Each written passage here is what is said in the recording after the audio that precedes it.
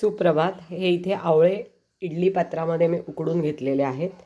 हा इथे गूळ कापून ठेवलेला आहे आणि हे आहे लोणच्याचा बेडेकरचा मसाला आहे. मी हा खरं तर गाजराच्या लोणच्यासाठी आणला होता, पण सध्या आवळे पण आहेत म्हणून मी आज आवळ्याचं लोणचं करायचं ठरवलेलं आहे. पूर्ण रेसिपी तुमच्यासोबत शेअर करते.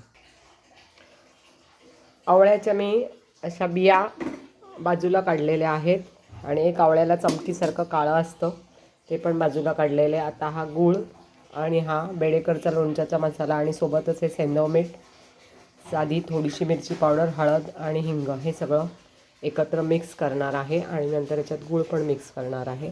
आणि तेल मात्र मी संध्याकाळी घालणार आहे. आता माझी जरा घाई आहे.